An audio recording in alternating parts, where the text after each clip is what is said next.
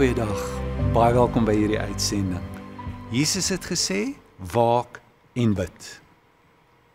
Nie net bid nie, waak. Ek weet nie of jy enige onderrigting waak ontvang het in jou lewe nie.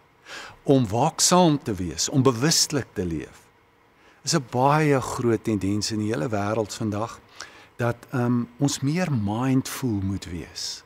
Soveel universiteite bied kursusse aan, word verweef in opvoedkunde, in die mediese, in die psigologie, dat daar soveel voordele daaraan verbonde is om bewustelik met die lewe om te gaan. Nou in die Christen tradisie is dit dat ons belangrik moet wees, maar daar word veral klem gelê op gebed as die pad na bewustelikheid toe. En een van die maniere van bid wat ons by Jesus leer, is om met groter inspanning en dan met ontspanning om te gaan in gebed. Nie alle forme van gebed bevorder noodwendig bewustelikheid nie. Want daar is soveel maniere van bid. Maar hier kry ons Jesus, toe hy vir sy disippels sê, hulle moet waak, want hy is besig om te waak, en hy is besig om agter te kom wat nie net om hom in die gang is nie, maar wat binne in hom aan die gang is. Hy het groot, intense gevoelens waarmee hy sit, en hy kom in kontak met dit. En hy bid met groter inspanning. En hy vra, kan hierdie beker van my weggeneem word? Maar dan gaan hy na 'n plek toe waar hy sê, maar laat u wil geskied. Hy gee oor. Hy reik uit. Hy laat gaan. Jy kan oefen deur net jou vuis te vat, 'n vuis te maak, hard te druk. Dit is inspanning. En as jy dit hou, kan jy voel dat dit nie net 'n fisiese effek het nie, maar ook 'n emosionele effek het op jou. Jou binneste begin saam te trek.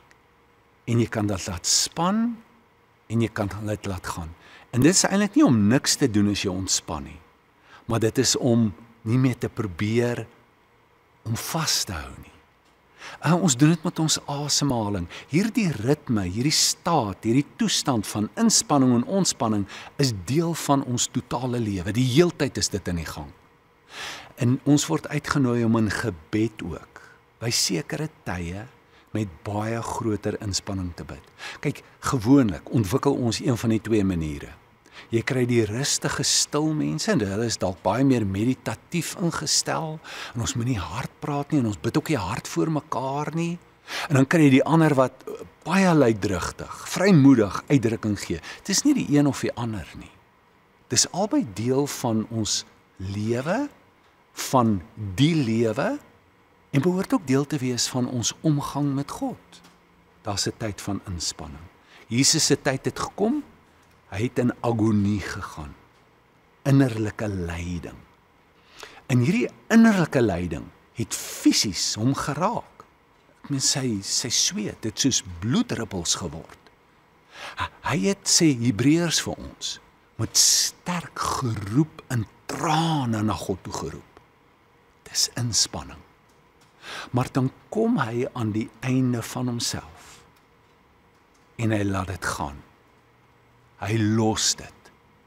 En dit is om jou poging om te probeer kry te laat gaan.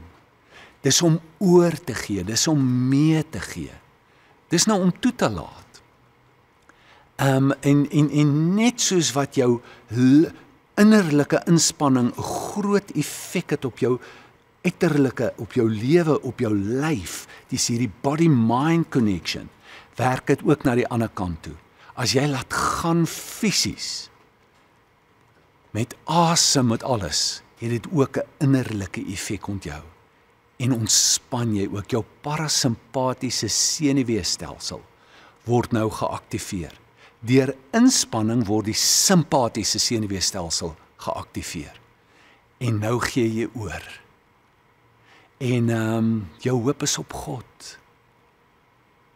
Dit is so belangrik om hierdie beweging binne in jou teweeg te bring, dit mee te maak in gebed, en tussen hierdie staat en toestand van inspanning te beweeg na 'n staat en 'n toestand van oorgee.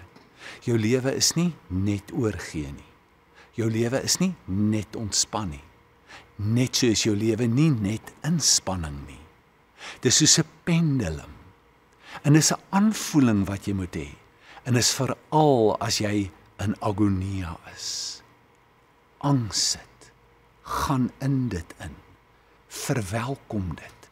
Al gaan dit teen jou aard en jou persoonlikheid en teen jou geestelike opvoeding en kultuur, gaan na 'n plek toe van sterk geroep en trane.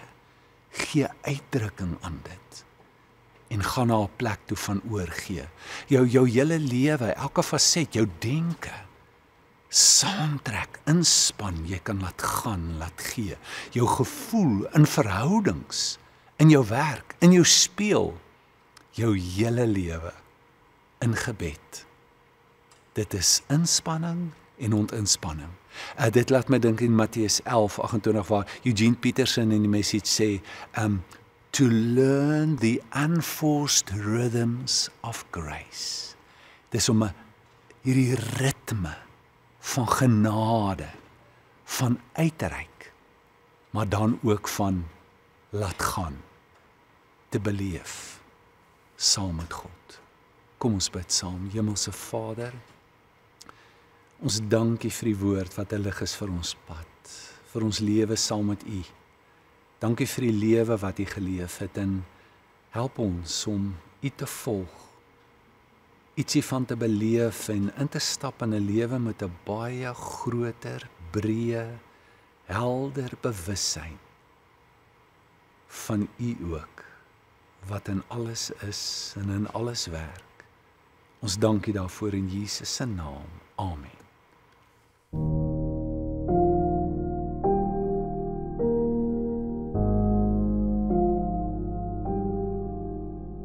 Genade, genade, ek vra vir die genade van 'n diep bewussyn van sy teenwoordigheid in my lewe.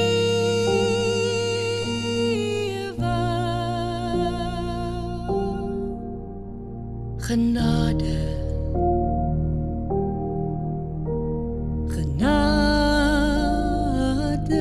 ek vra vir die genade van 'n diep bewussyn van sy teenwoordigheid in my lewe, van 'n diep bewussyn van sy teenwoordigheid in my lewe.